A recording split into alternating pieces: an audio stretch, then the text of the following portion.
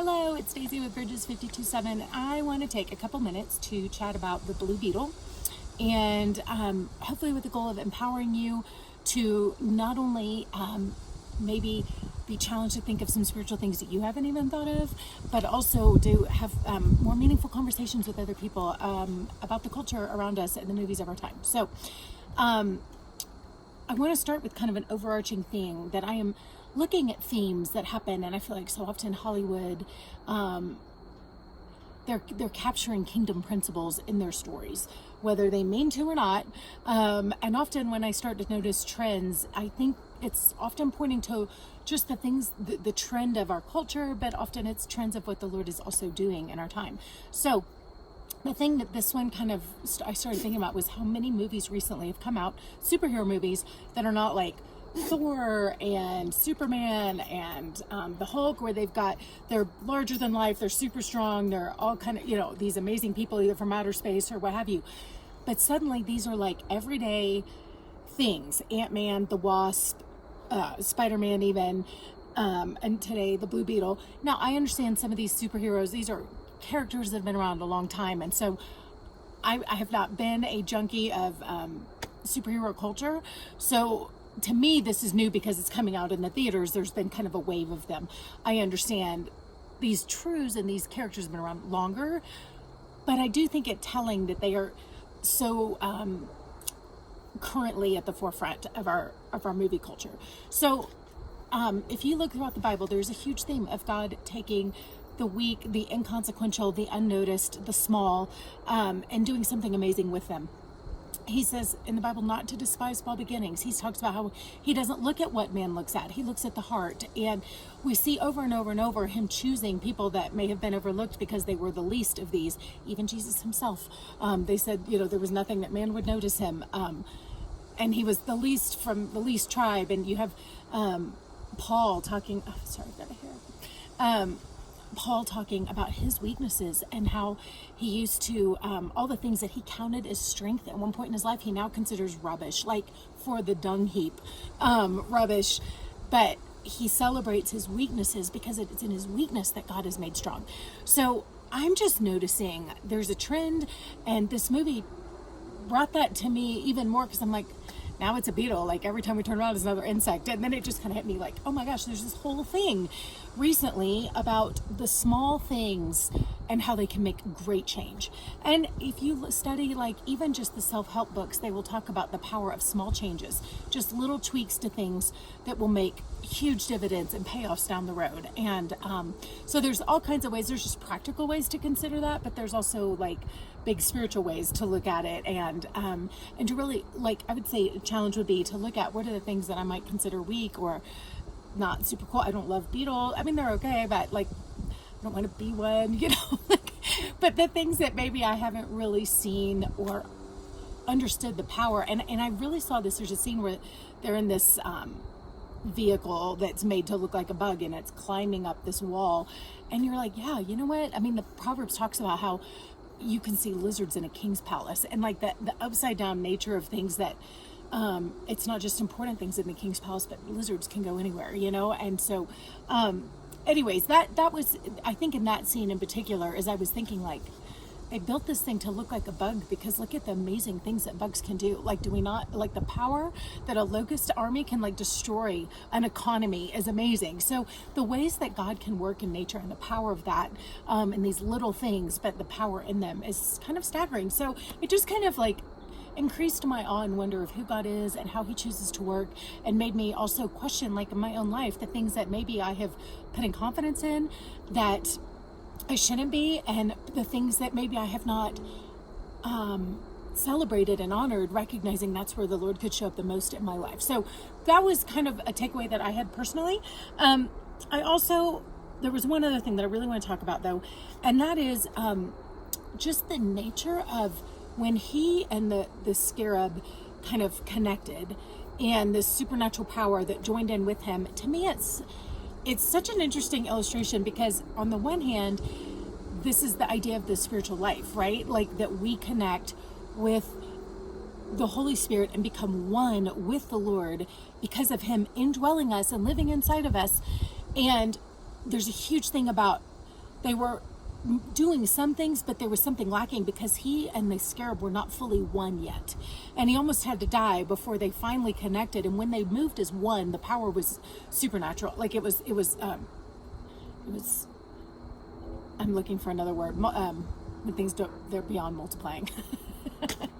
Like, power, you have like the power of something. There's a word for that. I want to say it starts with an S. It's just gone. Anyways, but it multiplied, right? I mean, it was exponential, not an S, exponential. That's what I was looking for. So, anyways,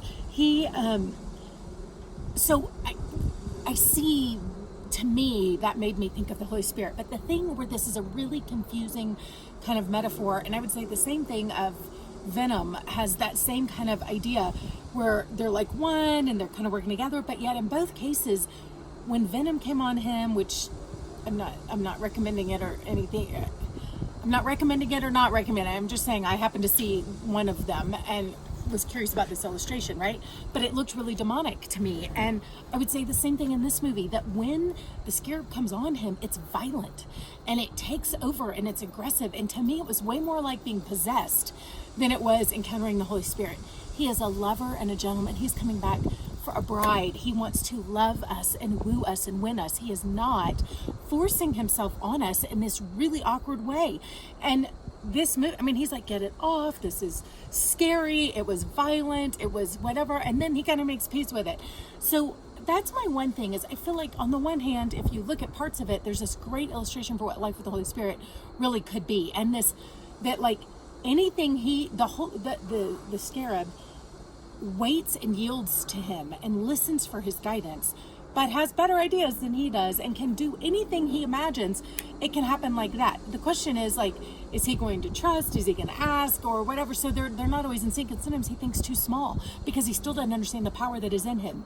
That is the Christian life. Like that makes sense to me. I am constantly not aware of the power of God that is in me. And I think too small, and anything I come up with, the Lord can do it, and above and beyond anything we can think or imagine, he says. So there's so much there for us in the Holy Spirit as we will walk in unity, but sometimes we're still like out of sync. We're not in unity. We think too small and we get in our own way. And we get in the Holy Spirit's way because we hinder him from working because we don't really trust him. So, and we don't understand who he is. So I'm sorry, I've got like a hair on my arm and it's tickling me. I can't find it. Can't imagine where it could be coming from. Anyways, so that was amazing.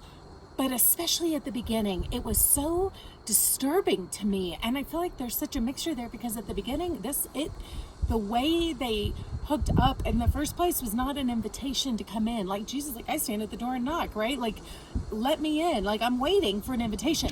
This did not wait for an invitation. He was like chosen and the thing forced himself on him and it terrified everyone around him. And again, it was violent. And that to me, that is the way the enemy works.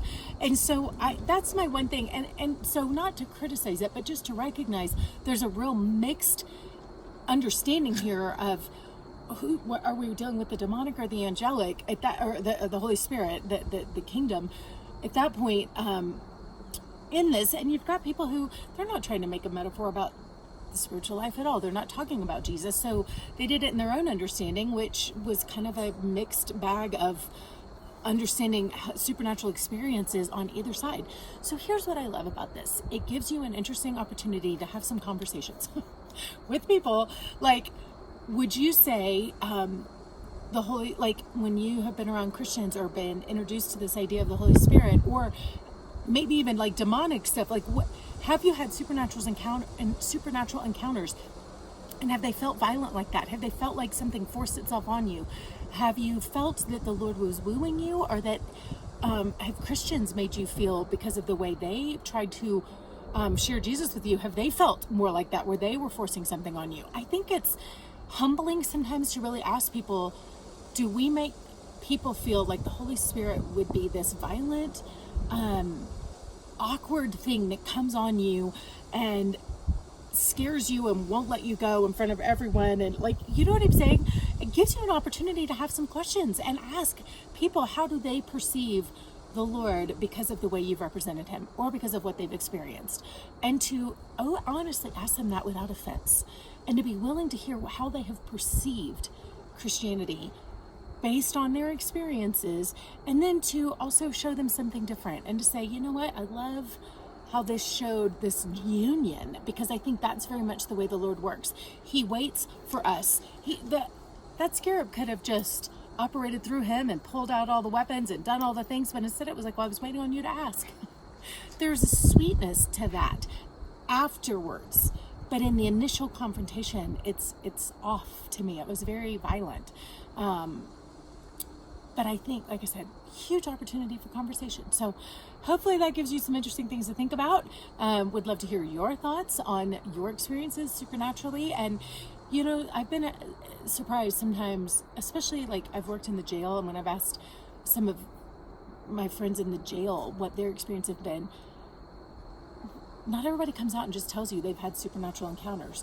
But when I asked, I found that every single one of them had had an encounter that they were fully convinced, whether they believed in God or not, they all knew they had encountered the demonic. And I find that intriguing. So I wonder sometimes if there's more out there that we just haven't thought to ask people about their experiences, and to just open up the doors. And we're so busy trying to tell them how we think about things, we just haven't asked, like, what have you experienced, and what is your grid for that, and where do you categorize that, what would you do with that, in a way that actually opens up the doors of conversation, without telling them how we think they should feel about their experience, because it wasn't ours. So sometimes we just don't have all the answers. I know it's shocking to admit that. Anyways, like I said, I hope this is thought-provoking.